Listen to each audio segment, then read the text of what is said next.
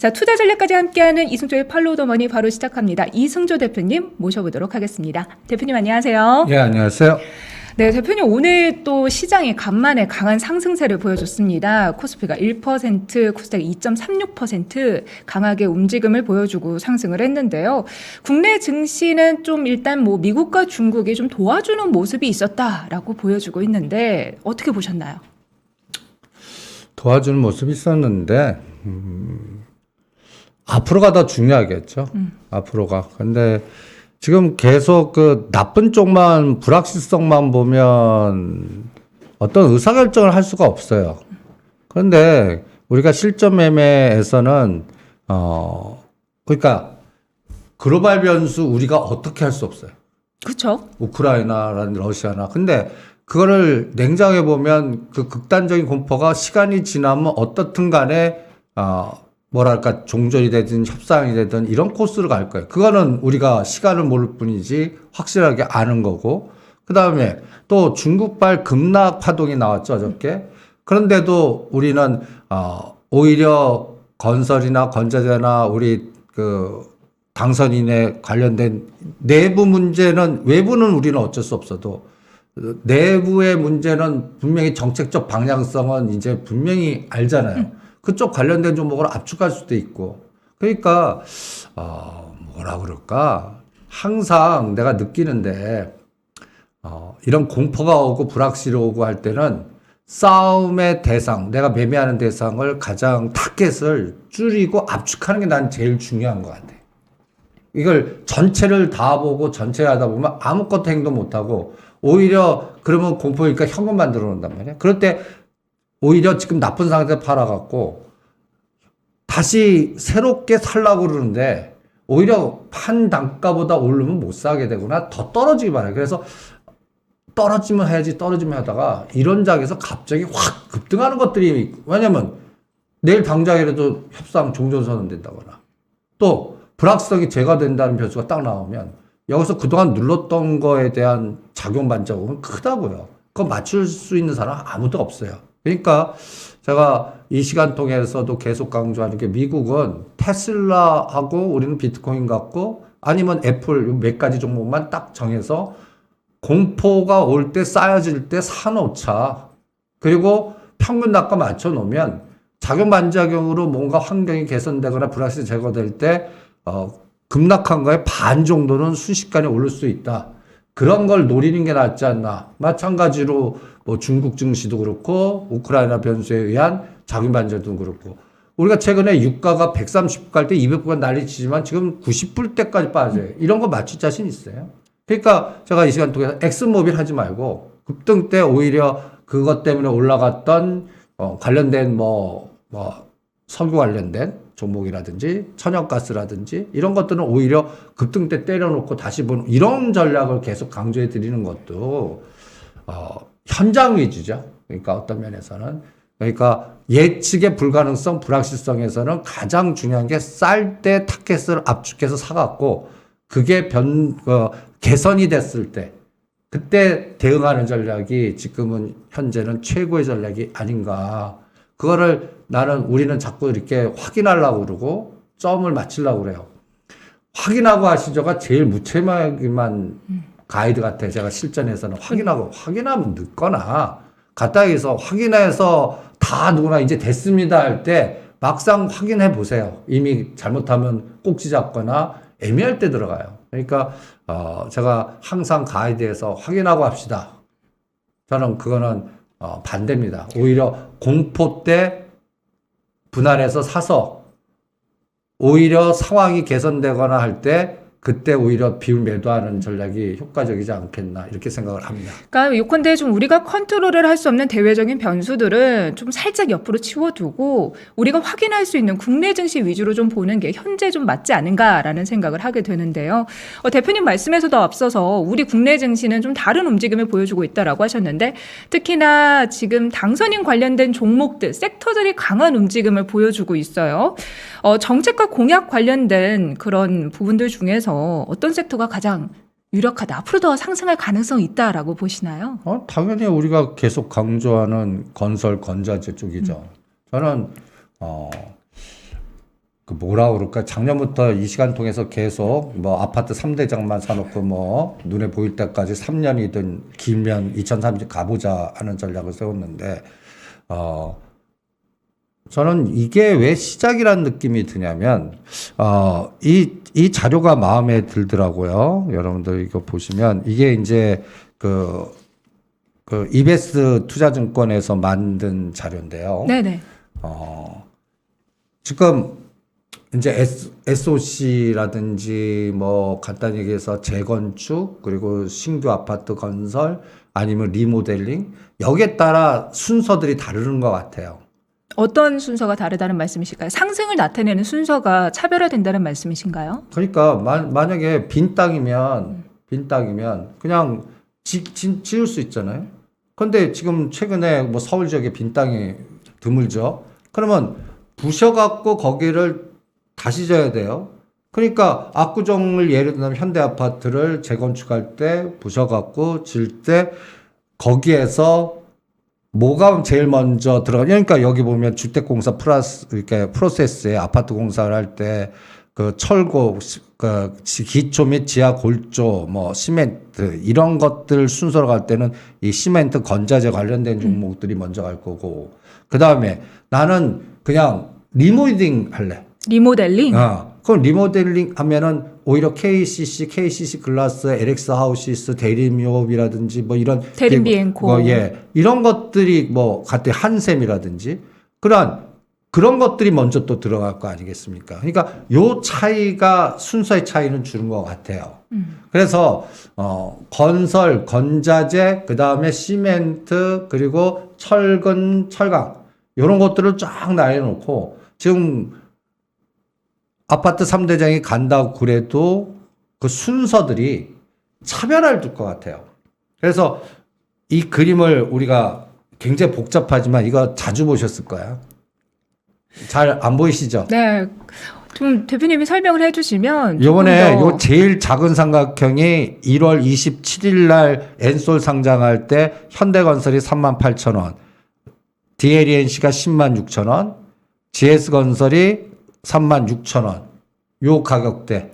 이게 삼각형이 현대건설과 GS건설, DLENC를 각각의 축으로 두고 가격의 변화를 그랬죠. 지금 나타내 주신 그러니까 거네요. 매일 종가만 거놓으면 이게 삼각형이 쪼그라들어요. 그럼 하락하고 에너지가 축소된다는 거죠. 삼각형이 커져요. 그러면 이게 에너지가 커지면서 막 주가가 급등한다는 얘기죠. 지금 빨간 색깔이 작년도 고점을 그린 겁니다. 제일 큰 삼각형. 딱 여기 보시면 현대건설이 2021년 7월 6일 날 62,200원, 그 다음에 DLENC가 159,000원, GS건설이 48,000원. 요번에 GS건설이 이걸 뚫었어요. GS건설은. 그래서 50% 팔아갖고 오히려 못 뚫은 종목들로 이동하거나 하는 전략. 그리고 여기에서 먼저 아파트 3대장이 가면 그 다음에 이제 못 간 종목들. 요새 그 삼목 에스폰 가고 히림 가고 막 가는데 요새 돌아가면서 이쪽에서도 그리고 바닥에서 요새 KCC, LX 하우시스 이런 종목들도 순환이 계속되니까 이게 순차적으로 움직이는 것 같거든요. 거기에 대장은 이 3대장이에요. 그러면 이게 현대건설이 제일 작았을 때가 38,000원, 제일 컸을 때가 6만 원. 그러면 최근에 3월 14일 5만 1,000원까지 갔다가 지금 조정해요. 그러면 일부 밑에 산 거는 일부 30 내지 50%를 계속 팔았다 샀다 하면서 이게 최대, 저는 현대건설의 목표는 10만 원, DLENC는 20만 원, GS건설도 10만 원. 이게 바로 가지는 않을 거 아닙니까? 그 어떤 게 먼저 가고. 그럴 때 아까 일정대로 건자재, 시멘트, 이게 막 돌아가면서 갈 거란 말이죠. 그 다음에 아직까지 인선이 형성이 되지 않았습니까? 그러니까 이런 인선이 형성될 때 거기에서 어떤 분이 어떤 성향으로 뭐 국토부 장관이 되든지 뭐 여러 가지 또 나오지 않겠습니까? 그리고 최근에 용산 청와대라는 단어도 나오잖아요. 네, 용산 집무실을 용산 쪽으로 바꾼다 하면서 용산이 또다시 그런 재개발, 재건축에 대한 기대감 그런 것들이 또 올라가고 있어요. 그러니까 국방부라 그러면 그 인근 지역은 제한이 되겠지만 그거를 이용한 또 뭐라 그럴까요? 그 미군이 사용했던 용산 공원 이 부분이 또 새로운 전환점이 될 수도 있고, 그 다음에 또 저는 가장 중요한 게 이 서부 T&D 앞에 용산 허 벌판, 그리고 옛날 오세훈 시장이 한강 르네상스 프로젝트를 했던 거, 이게 다시 다 재개되는, 그리고 한번 걸어보세요. 원효대교를 건너갖고 옛날에 이제 롯데가 중심이 되고 삼성물산이 돼갖고 용산 한강 르네상스 그 개치 다 지금 무산이 됐었는데 이제 재개가 되면 여기가 어떤 단위가 나올까. 그리고 한강변을 끼고면서 이제 저기 압구정 현대 그 상징물이라는 게 전 굉장히 중요한 것 같아요. 우리가 주식할 때 템버거라는 선도주의 큰 그림을 주는 뭐 예를 들어 2차 전지에서는 뭐 에코프로 BM 첨보 뭐 이런 것들이 큰 하나의 뭔가 각인 효과를 주지. 우리 여의도에는 또 파크원 들어오면서 이 파크원의 에너지가 상당히 큰, 또 더현대 백화점 들어오면서 마찬가지로 백화점이나 어떠한 건물이나 이 아파트도 왜 우리가 3브랜드를 자꾸 얘기를 해요. 그게 하나의 상징성이면서 사람들이 그걸 선호하는 그런 에너지가 말해주는 거 아니겠습니까? 그게 주가를 얘기해 주거든요. 그러면 저 압구정 현대, 나는 건설주의 현대건설이든 DLS든 뭐 여기에 삼성물산이든 뭐 이런 것들이 압구정 저 주상 뭐 몇 층이 될지 모르겠습니다. 그게 지금 대충 빨리 잡아도 짓고 뭐하고 하려면 2028년이나 2030년 사이에서 눈에 보일 거예요. 한전부지도 마찬가지고. 그리고 이제 윤석열 당선인이 되면서 여의도에 대교 아파트라든지 공자 아파트라든지 그동안 안 됐던 게 갑자기 이제 풀려면서 막 시동을 걸어요. 이런 것들이 속도를 내거든요. 그러면 이런 것들이 눈에 가시권이 됐을 때는 이미 그 전에 주가는 이미 갈 만큼 갔다는 얘기죠. 지금 에코프로나 그 다음에 관련된 지금 뭐 2차 전지나 이런 종목들 막 지금 주가 보지 마시고 이 주가를 2013년이나 15년 되면은 에코프로가 얼마인지 아세요? 그때 뭐 지금도 훨씬 뭐 가격적인 메리트가 있었잖아요. 근데 그때는 사람들이 그게 그렇게 현실화될 거라고 믿질 않았으니까. 그만큼 상승할 거라고 믿지 않았으니까. 2013년이나 15년 사이에 그거를 예측하고 미래 방향성을 두고 한 스마트 투자가도 있단 말입니다. 그러면 우리도 노력해서 지금 현재에서 10년 후에 미래 지도에 지금의 에너지가 작은데 이게 눈에 가시고, 지금 보면 한강변 중심으로 아파트 중심으로 변한 스카이라인은 변할 거라는 건 예상을 하잖아요. 네네. 그러면 그 관련된 주가들이 아직도 10,000원에서 40,000원짜리가 허다해요. 과거에 에코프로 같은 것들은 뭐 5,000원짜리. 이게 150,000원까지 갔잖아요.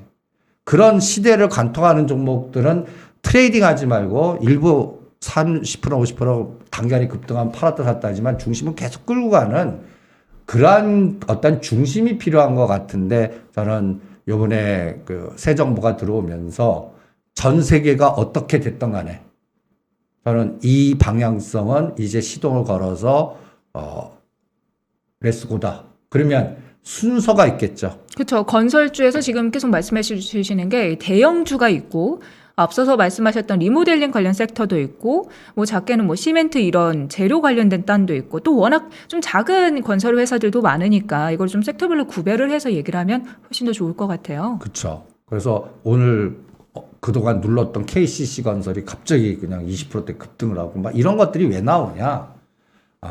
저는 제일 먼저 갈 때는 나쁜 중소형주, 세력주, 가벼운 거부터 가요. 가벼운 거요? 그러면 오늘 좀 시장에서 강하게 좀 상승을 했던 중소형단에 있는 그런 종목들 말씀하시는 건가요? 그쵸. 오늘 뭐 일성건설, 범양건설이 좀 상한가에 들어갔거든요. 그러니까 지금 막 아이디어가 나오는 거죠. 파주 쪽도 그렇고, 그러니까 뭐 개발이 뭐 활성화됐을 때, 그리고 이제 진짜 지하화가 되는지, GTX 연결고리가 이제 발동을 거는지, 그리고 또 용산과 압구정 여의도 연결할 때 어떤 정책, 지하 정책과 경부 영동대교 뭐 이런 것들이 그동안에는 말로만 나왔을 거 아니에요. 그래서 최근에 보시면 특수건설도 야금야금 올라와요.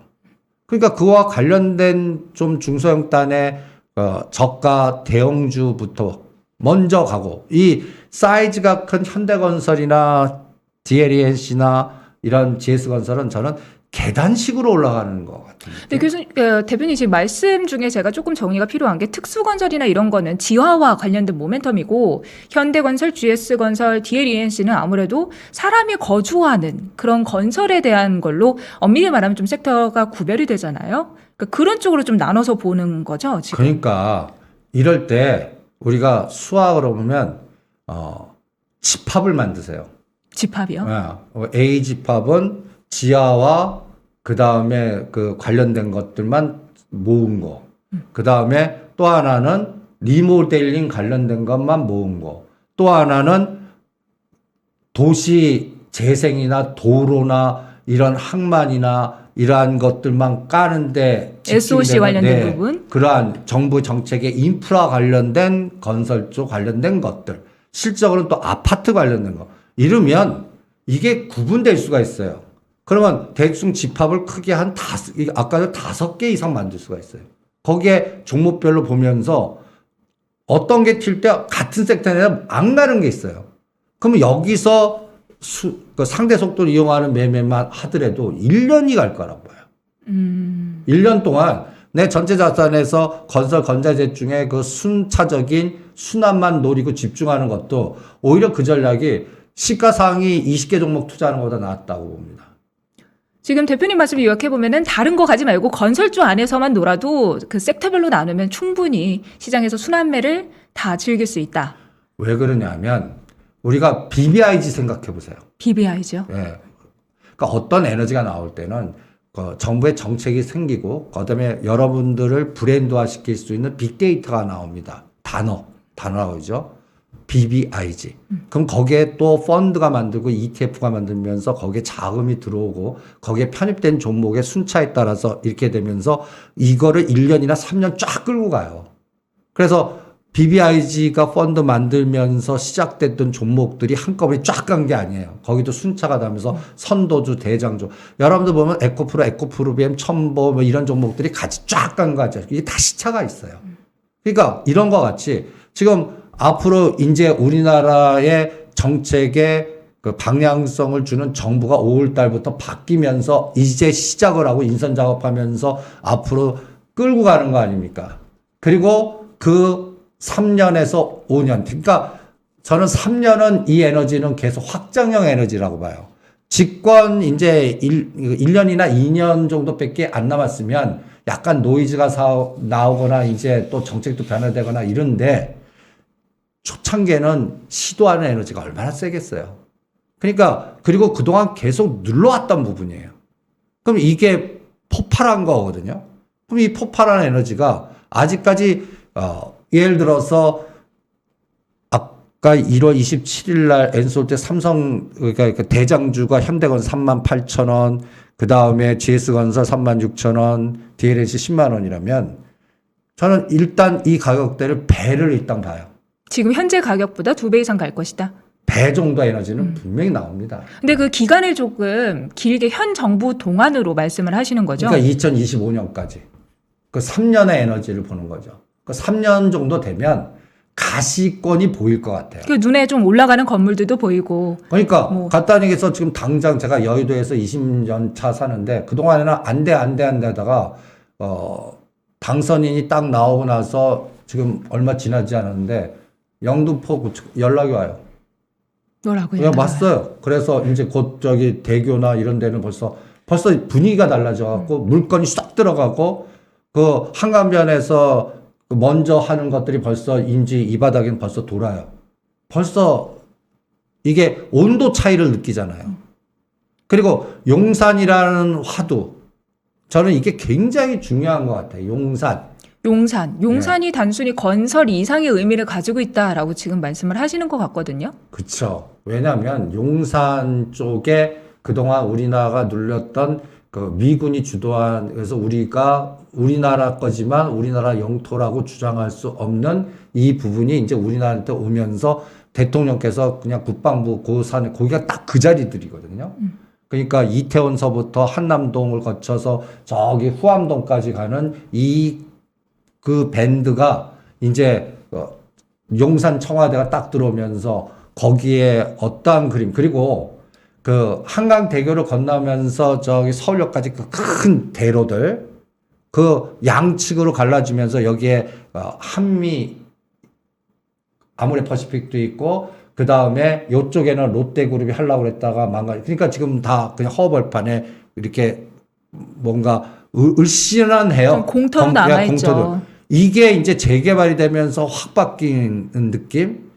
그리고 원효대교를 딱 지나면 우리 당산동이나 영등포 쪽에 옛날 한국경제-TV 있는 자리에 옛날에는 낮은 건물에 2, 3층짜리에 허스름한 무슨 건물밖에 없는데 이게 어느 세월에 갑자기 그냥 주상복합 건물로 그냥 쫙 그냥 도로가 바뀌었듯이 지금 후암동이란다. 원효대교 해갖고 약수동까지 이렇게 가는 길에 건물들이 막 들어서는 거예요. 그리고 제가 농담삼아 동부 이청동부터 국방부 뒤에는 벌써 삼성물산이 다 어느 정도 확보한 거라고 그 건물 사봐라. 제가 이런 얘기도 했잖아요. 그러니까 동부 이천동이나 서부 이천동 개발도 들어가면서 거기에 오래된 그 아파트들이 주공도 있고 많아요. 이런 것들이 또 재개발이 되고 그러면 여러분들이 이 재개발 이 에너지가 용산에서부터 여의도까지의 그 에너지 이게 이제 강변을 따라서 압구정, 잠실 뭐 이런 쪽으로 더 확산이 될 거고 그 다음에 한전 부지에 그 건물 짓는면서 17개 서울 사업이 같이 동시에 간다고 항상 계획이 잡혔고 기부 체납을 간다고 그러지 않았습니까? 이게 또 이제 빠르면 5월부터 이제 말뚝박궁하고 하는 움직임들이 막 보일 것 같아요. 그럼 그런 에너지가 그동안 눌렀던 에너지가 여기서 튀어 오르면 우리가 지금 현재 보이는 데이터의 상상 에너지보다 저는 굉장히 클 거다라고 봅니다. 그리고 이런 생각이 전 세계가 불확실해요. 여러 가지 그 변동성이나 이런 상황에서 그러면 어떠한 새로운 정부의 집권에서 뭔가 하려고 하면 뭔가 성과를 내거나 보여주려고 그러거든요. 일단 눈에 현실적으로 보여야 되죠. 성과를 냈다. 이런 부분이. 그리고 가장 지금 중요한 게 이게 성장률에 금리가 인상할 때 우리가 이런 얘기 하잖아요. 금리가 인상을 하더라도 이자가 올라가더라도 그 비용이 올라가더라도 영업이익의 성장성이나 우리 GDP 성장률이 그걸 커버하면 그 종목이 시대를 주도하고 성장을 주도한다는 얘기를 자꾸 하잖아요. 그럼 현 정부에서 지금 딱 타겟팅 잡을 게 뭐예요? 건설 이것밖에 없다고요. 저 반도체 삼성전자 딱 잡아요. 사방의 적이에요.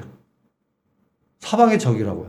그리고 1년 전에 너무 어마무시하게 우리 투자자들이 너무 많이 샀어요. 삼성전자를. 6만 전자 난 80층에 있다, 90층에 있다, 이런 여계층이 어마무시한데 지금 ETF 제가 저주라고 표현도 하는데 지금 6만 전자 되니까 각종 또 노이즈 나오죠. 부정적 얘기 나오고 또 러시아 나오니까 러시아에 관련돼서 또 그리고 또 여러 가지의 또 성능에 관련된 새로운 제품 나오는데 성능 관련된 얘기 나오고 그런데 이 과정에서 이거를 롱숏으로 그 기계군단이 이용을 한다고요. 그러면 삼성전자 10,000원 갖고 레버리지를 10배, 20배 갖고 이 꼬리 흔들기 작업이기 때문에 실적으로 여러분들 삼성 투자해갖고 1년 수익률 저는 플러스 마이너스 지금 6만 원대에는 한 15%, 20% 날 것 같아요. 근데 8만 전자 이상에서 하시면은 본전에서 나오는데 어떨 때는 1년, 2년 걸릴 수도 있다고 보는 거예요. 일부러 갇히게 만들 수도 있거든요. 그러면서 다른 시가상위 종목들을 하단 상단 만들면서 이렇게 흔들어 버린다고요. 그러니까 지금 삼성전자를 기준 놓고 다른 삼성전기나 요새 보면 LG그룹이 끔찍하잖아요. 현대차그룹도 끔찍하고 이거 50이 최저가에서 하단.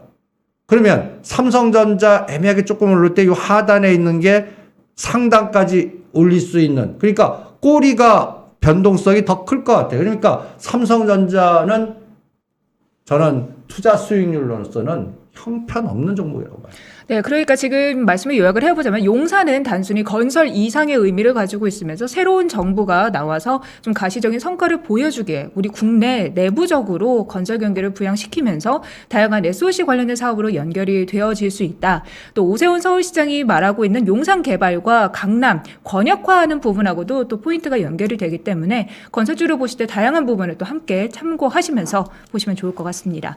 자, 방금 대표님이 말씀해 주시는 거는 삼성전자는 단순히 그 주식의 움직임보다는 파생시장하고 연결해서 봐야 한다라는 말씀이셨는데요. 자, 그럼 여기서 잠깐 시장 얘기를 좀 해보면 좋을 것 같아요. 오늘 양 시장 모두 상승을 하면서 거래를 마쳤는데 상승률만 본다면 정말 간만에 시원하게 올랐다라는 생각이 들거든요. 근데 대표님, 양 시장에서 보면 코스피에서는 외국인들이 매도를 했고 코스닥에서는 샀습니다. 코스닥에서는 외국인 기관 쌍끌이 매수고 또 코스피에서는 기관만 사는 모습인데 좀 장중에는 그래도 외국인들이 현물 시장에서는 매도를 했지만 선물에서 매수를 해서 그래도 좀 시장이 그렇게 나쁘진 않네? 수급이 나쁘진 않다라는 생각이 들었는데 마감 때 좀 방향이 바뀌었어요. 이 부분은 좀 어떻게 해석을 해야 될까요?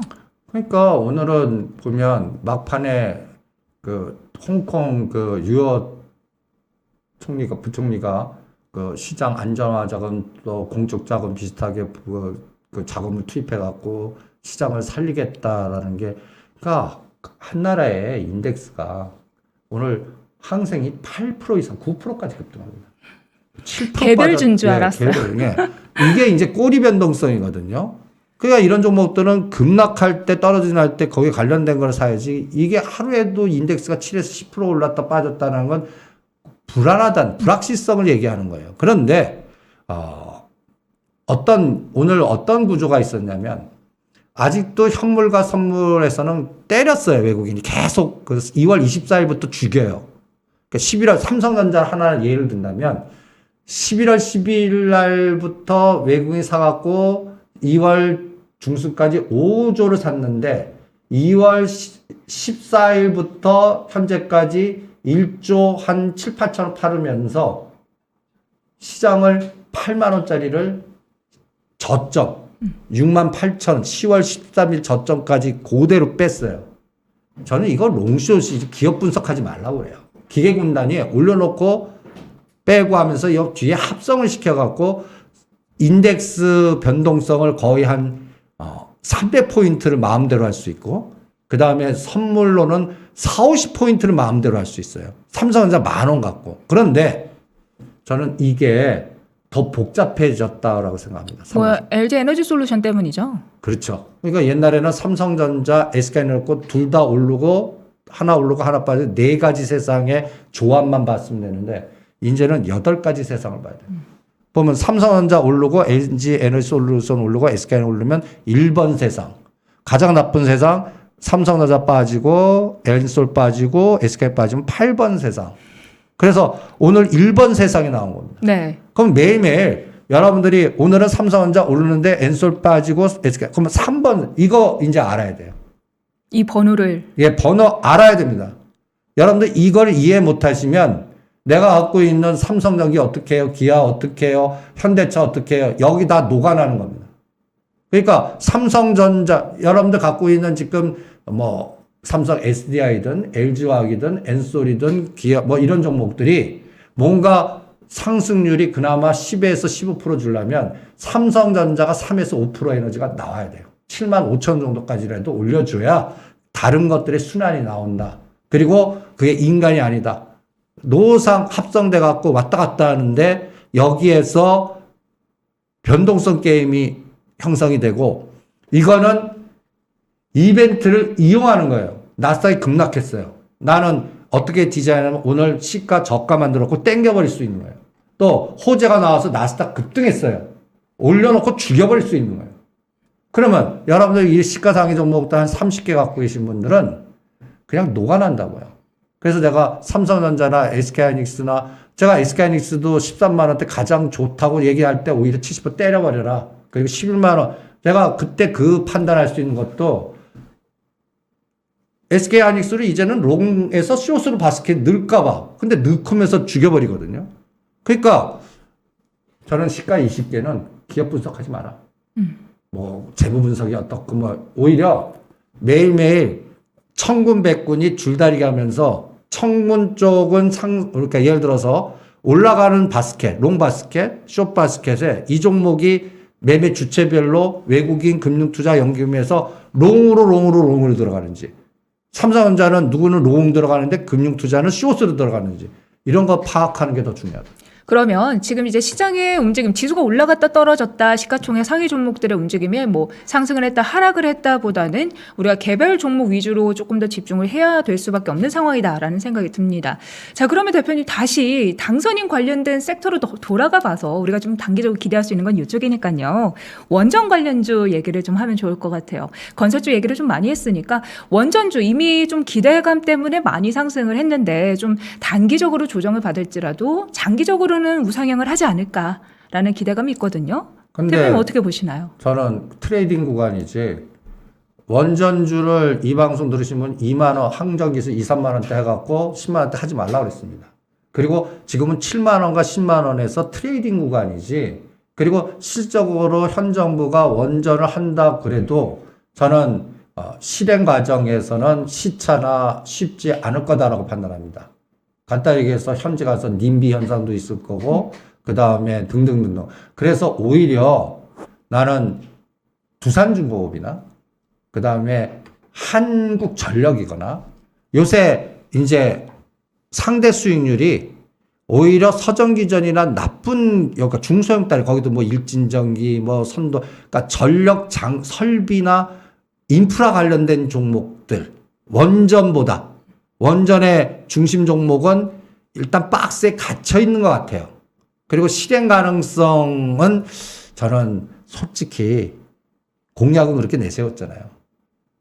실행 가능성은 좀 힘들지 않겠나요? 그 또 전에 그 원전 관련된 기술자들 다 팀을 해체했다라는 기사가 있었잖아요. 그것도 제일 중요한 것 같고 지금 우리가 하려면 저는 그 해외 수주 그렇죠. 국내적인 것보다도 국내는 저는 이 원전이 가려면 해외 수주에 갖다 해서 중동이나 다른 데에서 이런 걸 수주해 오는 이게 그나마 좀 플러스 알파 에너지가 있어요.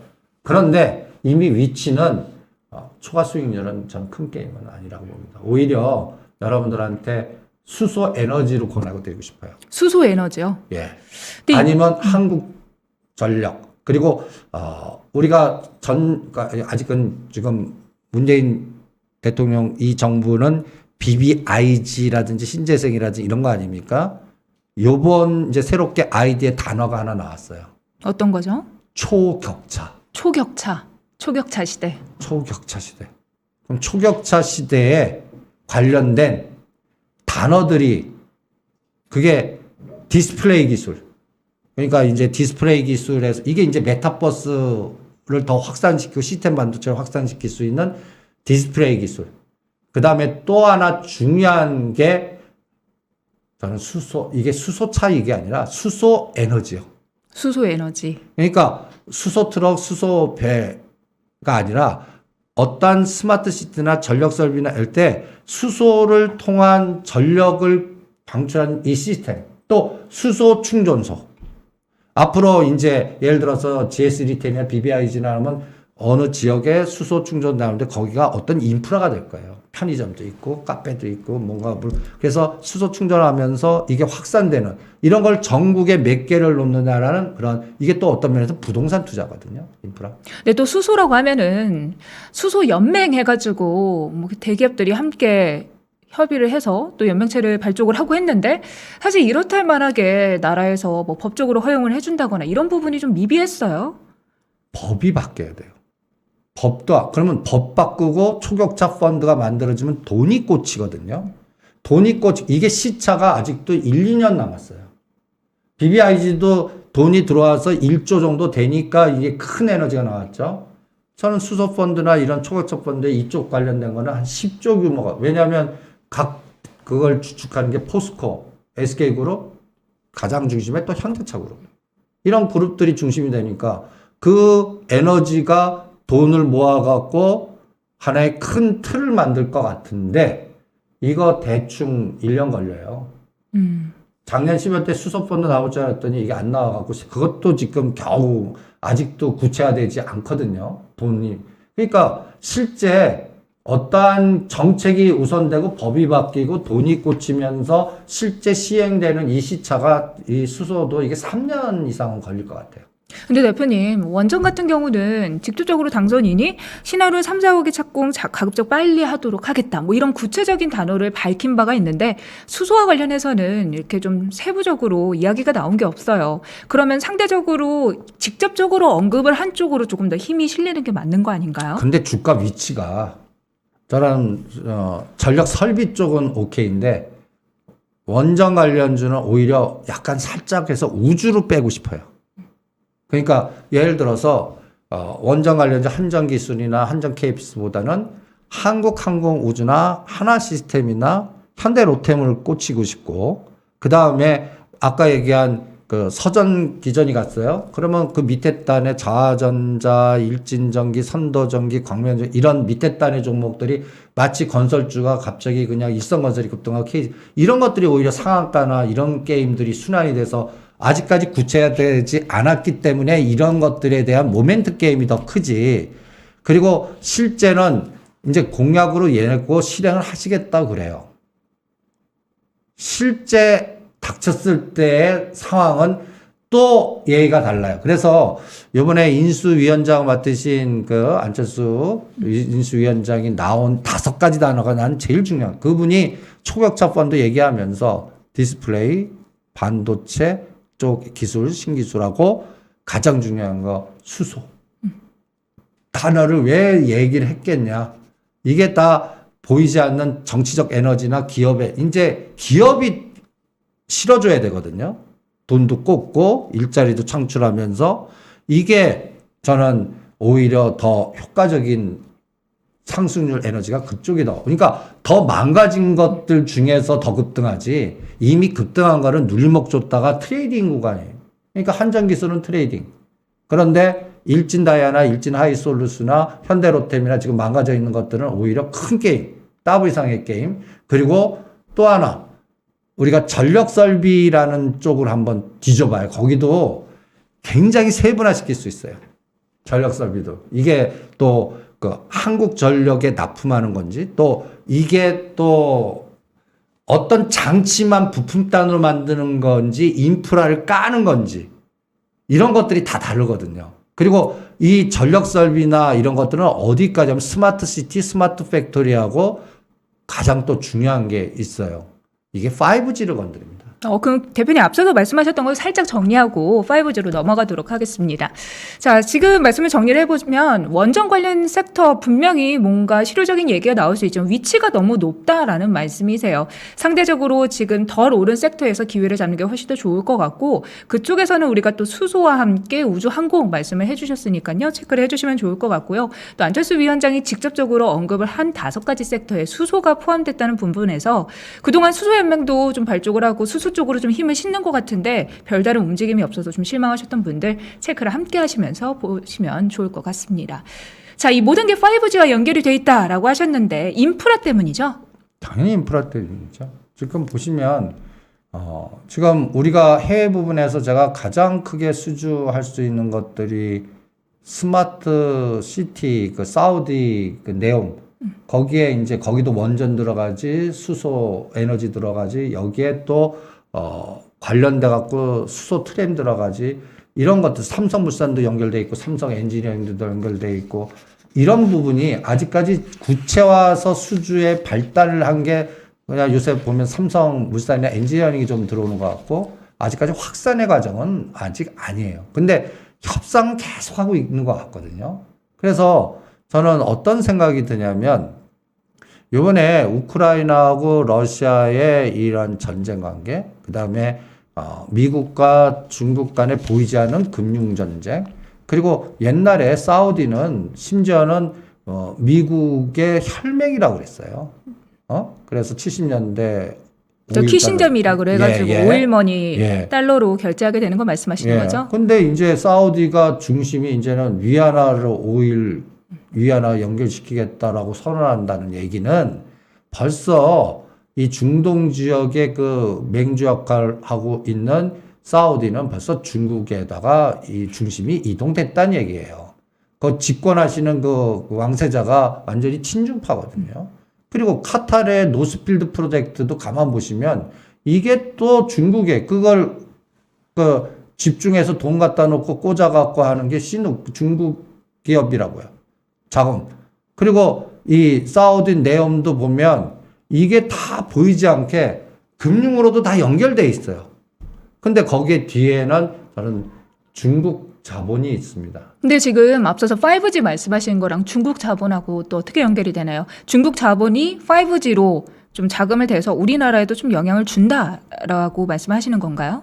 이게 자율자동차, 그다음에 이제 석유가가 이제 급등하니까 이제 전기차 이런 것들이 다 보이지 않게 자율자동차예요. 그러면 가장 인프라가 깔려야 될 거 아니에요. 이 쪽에서 몇 돈 순간적 놓치는 순간에 이게 대형 사고인데 손 놓고 가다가 갑자기 이게 통신 끊겼다라고 생각해 보세요.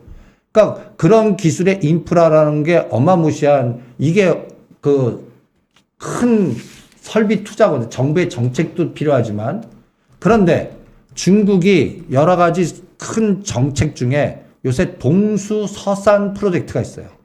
이게 빅데이터 프로젝트거든요. 네. 그래갖고 서쪽으로 빅데이터 센터를 옮기면서 거기에서 큰 성장률의 에너지. 이제 그동안 중국이 성장률을 건드렸던 게 그 시멘트 성장률이라고 그랬거든요. 아파트 짓고 빈 아파트를 짓는데 이제 헝다 사태 나오고. 그러니까 이 성장률을 어떻게 돌렸냐면 1대1로 한축하고 다시 철도 다시 재건축시켜서 세부하게 깔겠다는 거라 빅데이터를 서쪽으로 이동해서 가는데 이 빅데이터가 얼마나 저게 필요하냐면 전력 에너지가 어마무시하게 필요해요. 그럼 거기에 같이 전력 시스템도 같이 들어가야 되거든요. 그러면 빅데이터 들어갈 수 있는 지역, 거기가 서쪽에 있는 게 대부분들 그 허벌판들이 많아요. 거기를 스마트 시티 만들어 놓고 빅데이터 시스템 만들어 놓고 거기에서 스마트 도시화 시키겠다는 얘기거든요. 거기다 데이터 센터를 만든다는 그런 건가요? 그렇죠. 데이터 센터라는 게 간단히 얘기해서 그 시진핑 정부의 성장 정책이라고 보시면 돼요.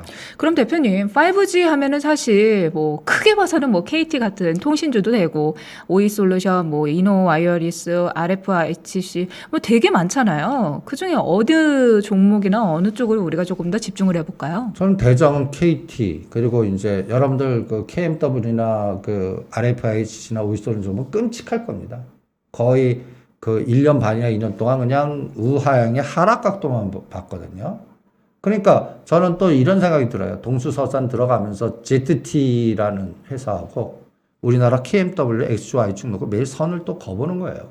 그래서 이게 떨어졌다가 올라가는 에너지가 나오면 이거는 추세로 이제 한 3년 정도 다시 가는 그런 것들이 성장률을 건들면서 가지 않을까. 그럴 때 우리나라는 또 이 빅데이터 산업을 추진하는 게 이 네이버, 뭐 카카오, 이 플랫폼 회사들이 다 빅데이터 필요하거든요. 그러니까 그런 게 또 전력 설비 같이 들어가고 이게 또 인공지능 AI 심지어는 메타버스 지금 급등시켜 급락시킨 걸 다시 돌릴 수 있는 원동력이 돼요. 이게 시스템 반도체를 끌고 가고요. 그러니까 이게 다 보이지 않게 연결됐다고 보거든요. 그러니까 이런 연결된 거를 중심이 돼서 끌고 갈 수 있는 follow the man, follow the money가, 그러니까 money는 펀드, 돈이고 정부의 정책을 설립해서 끌고 갈 수 있는 건 사람이잖아요.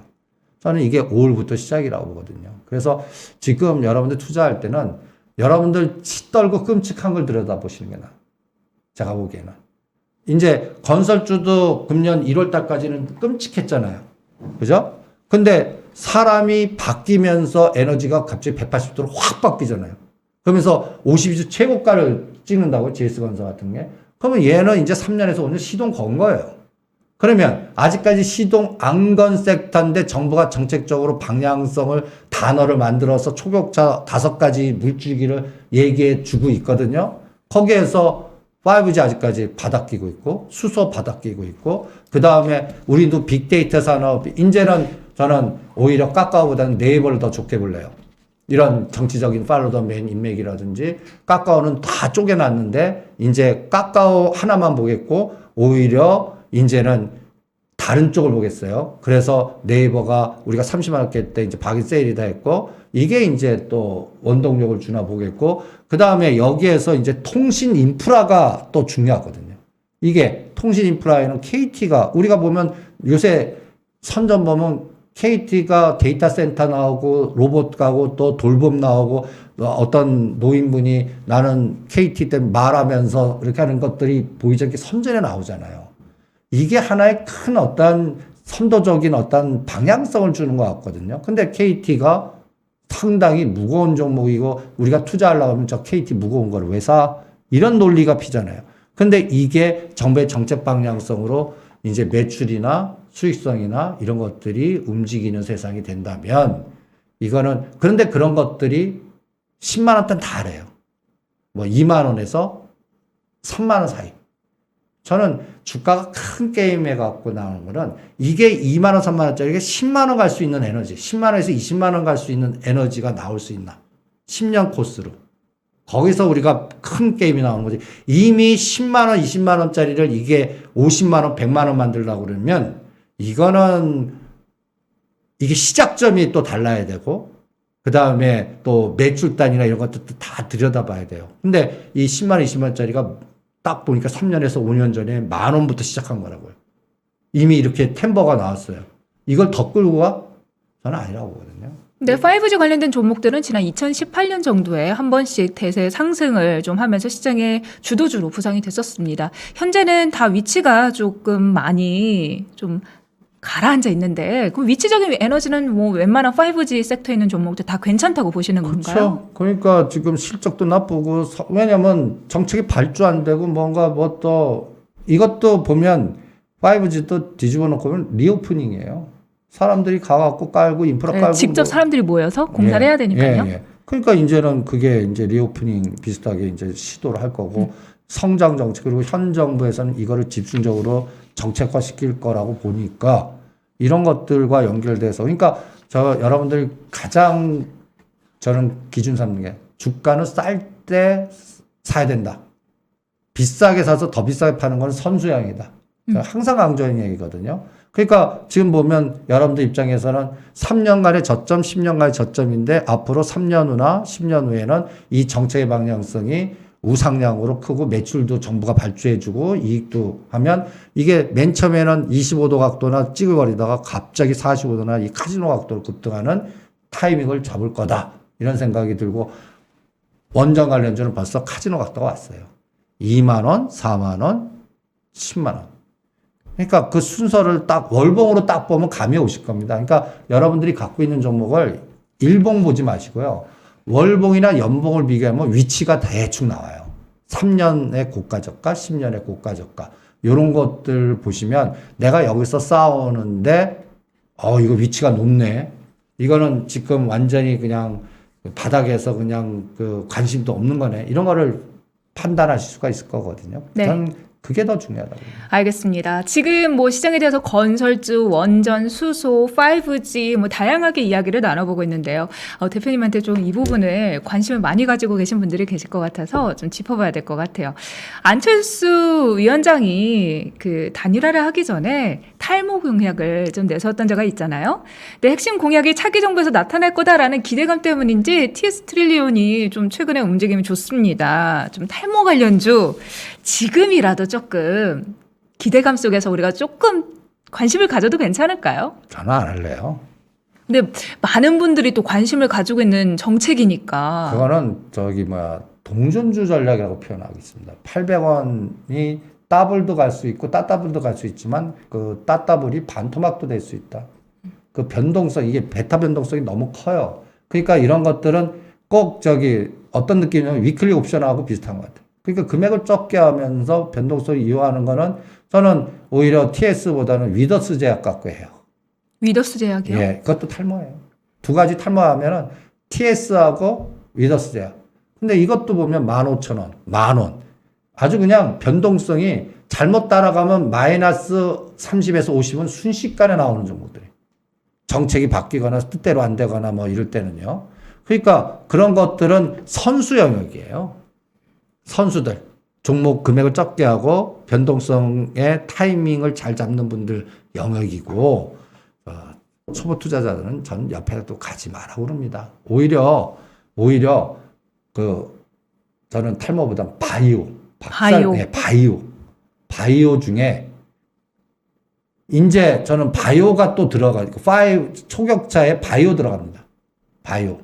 그러니까 제가 이 시간 통화에서 뭐 또 재생의학 관련된 거, 원격 진료 관련된 거, 원격 인프라 관련된 거 여기서 찾아내는 게 난 더 낫다고 봅니다. 실제로 박근혜 대통령 때 그때 정부에서 원격 진료라든가 줄기세포 관련해서 좀 법안이나 이런 부분을 조금 느슨하게 하면서 허용을 해주는 것들이 좀 움직임이 많이 포착이 됐었어요. 그래서 이번 정부에서 그런 쪽으로 움직임이 진행이 될 거다. 그쪽으로 오히려 보자. 바이오로 넓혀서 보자라는 말씀이신 거죠? 예, 그러니까 음지가 양지되고 양지가 음지된다는 얘기죠. 간단하게. 그러니까 현 정부의 색깔이나 방향성에 딱 그룹으로서는 박근혜 전 정부 때 적폐로 찍었던 코오롱그룹, 차병원그룹, 롯데그룹이 딱 나오는 거고, 그 다음에 주기세포라든지 이런 것들은 보면 차병원, 차바이오텍이 나오고, 그 다음에 롯데그룹은 저 벌써 일본 쪽에서 제가 네이버를 왜 요번에 또 하면 네이버도 뒤져보세요. 일본 쪽으로.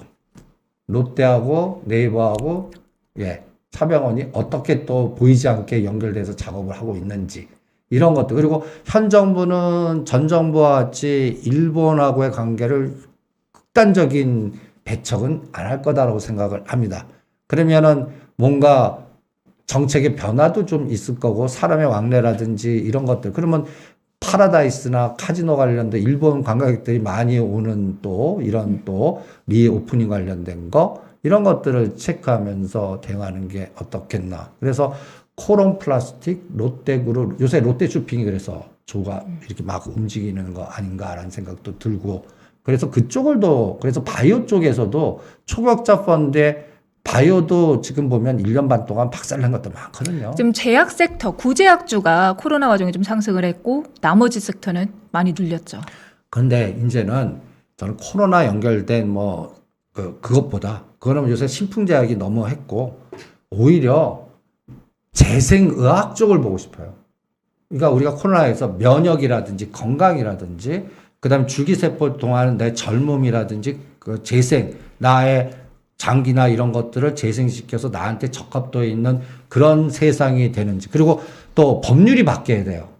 법률이. 근데 그 법률 바뀌게끔 당선인이 그 얘기를 하셨고, 그 다음에 원격 진료 인프라도 이제 코로나 2세대에서 이제는 법률이나 시차가 좀 있지만, 그러면 그쪽 관련된 것들이 딱딱딱딱 나온다고요. 유비케어라든지 비트컴퓨터 이런 쪽 종목들이 아직도 저가권에 있거든요. 그런 것들을 샘플링 해갖고 대응하시는 게 더 낫지 않을까 이런 생각이 듭니다. 그래서 현 정부가 방향성을 제시하는 5가지 물줄기 같아요. 그쪽에 집합을 만든, 거기에는 제일 큰 게 건설 방향성이고, 그 외에 이제 5G나 시스템 반도체나 이런 것들은 기업의 어떤 수소나 이런 것들은 세부적인 이런 것들의 시차를 딱 보시면서 대응하시는 게 어떻겠나 이렇게 진단해 드리고 싶네요.